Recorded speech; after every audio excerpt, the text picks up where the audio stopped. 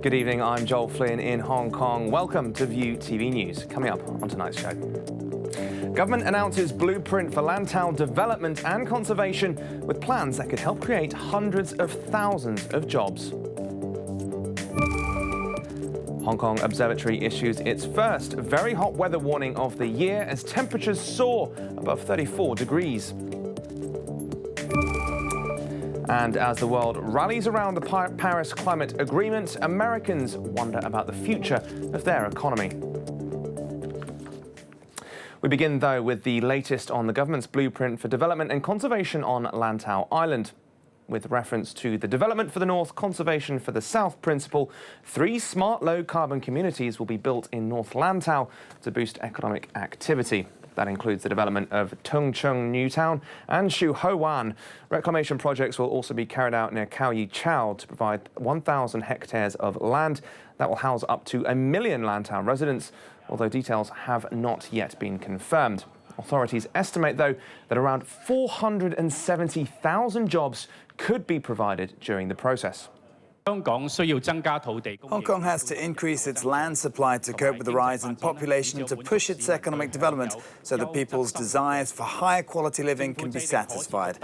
So we've taken the opportunity here to increase the provision of housing, commercial and retail activities, leisure and recreation.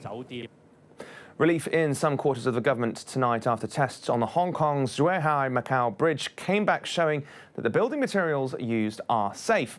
The tests come following a scandal over falsified concrete results. There were some very serious concerns that the safety of the cross-border overpass might have been compromised. So far, authorities have conducted tests on around 1,400 points of the bridge.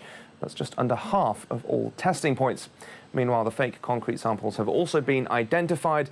LegCo's engineering rep says he's confident the bridge is up to scratch. I think the government has made reasonable progress, as they have already completed half of the necessary testing. If nothing is found to be substandard, after all the tests are done, it should be an indication legitimate enough to prove that the bridge is safe. Well, earlier we spoke to the Architectural Surveying, Planning and Landscape Sector Rep in LegCo, Edward Yu, and asked him whether or not people can be confident the bridge really is safe.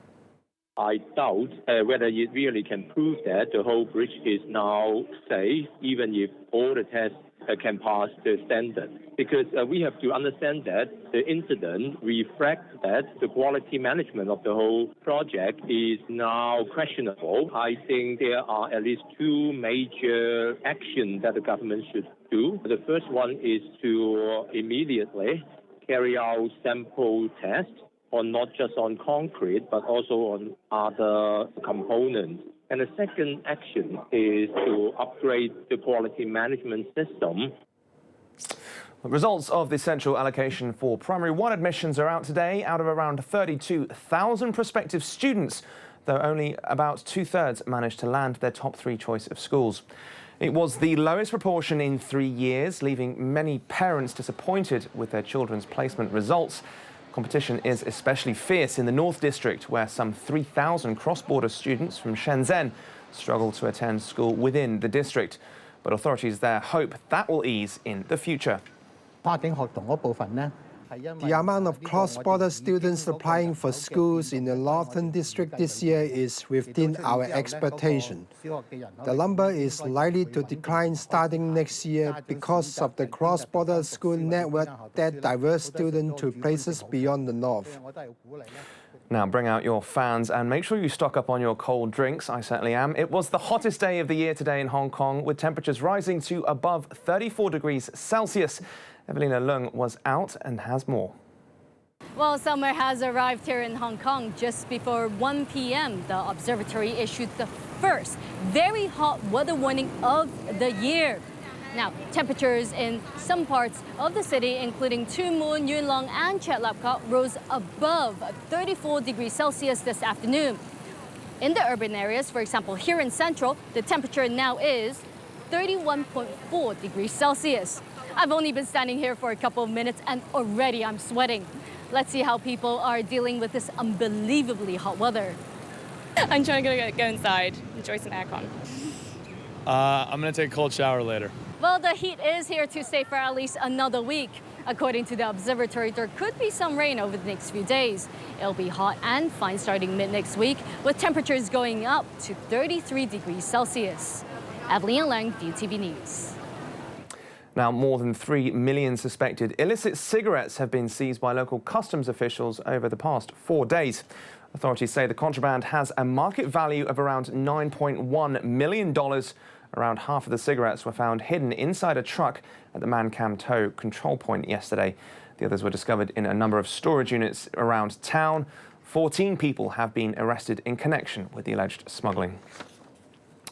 Signs of warming cooperation now between China and the US over North Korea. The UN Security Council expanded targeted sanctions against Pyongyang in response to the reclusive regime's repeated missile tests. It's the first such resolution agreed to by Washington and Beijing.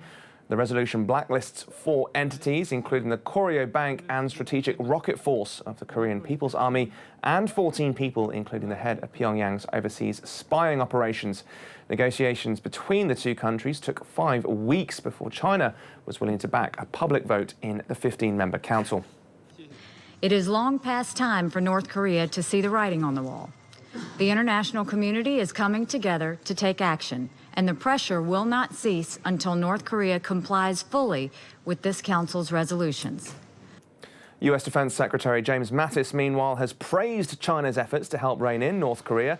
Speaking at the annual Shangri-La dialogue in Singapore, Mattis said the US was encouraged by Beijing's renewed commitment on North Korea. He added, though, that Washington won't accept further militarization of the South China Sea. Mattis later met with his Japanese and South Korean counterparts, reaffirming diplomatic ties between the allies in the region. In South Korea, meanwhile, a court blocked the arrest of the daughter of a key player in the corruption scandal that brought down the country's president. Prosecutors were denied an arrest warrant for 20-year-old Chung Yu-ra, whose mother, Choi Soon-sil, is accused of colluding in bribe collection. Chung initially fled to Europe but was brought back to South Korea by authorities on Wednesday. Park Geun-hye was ousted from the presidency earlier this year. Over allegations she pressured big businesses to give money to organizations that supported her policies. Reports say the billionaire boss of Chinese insurer Anbang has been barred from leaving China. A spokesman for the company, denied Wu Xiaohui, has, however, denied the reports. Anbang is a heavy purchaser of overseas assets. In the last 2 years, it spent over $30 billion on luxury hotels, insurers and property. The company has been confronted with growing resistance to its offshore deal-making, however, as China tries to limit money leaving the country. OK, coming up next, the latest from the world of business.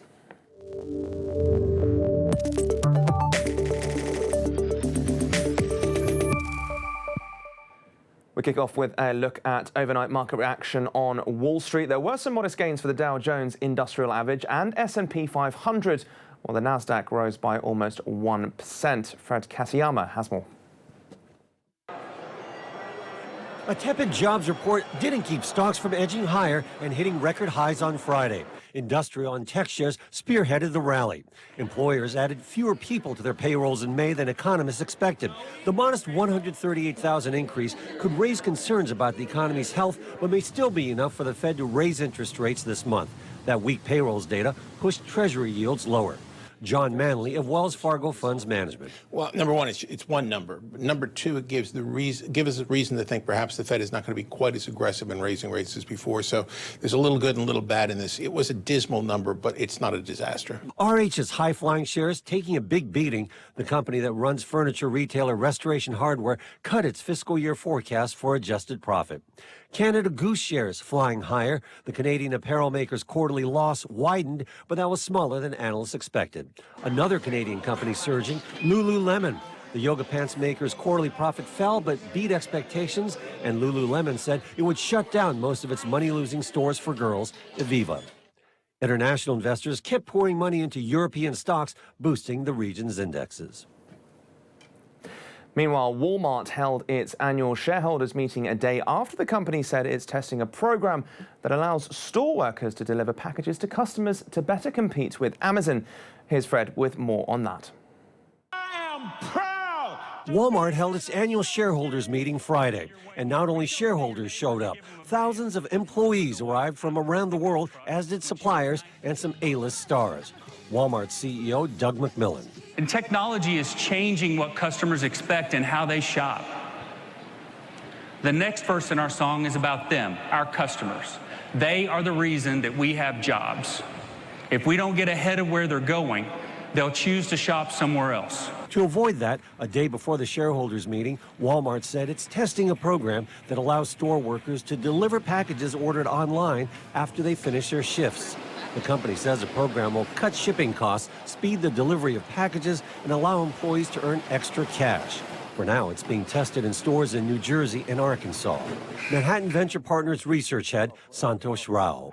Walmart is within 10 miles of 90% of the population. So they're taking advantage of that. So what they want to do is leverage their presence, real estate presence all over the country, and deliver, use the employees, pay them extra money. The new delivery program is one way Walmart hopes to better compete with its rival Amazon.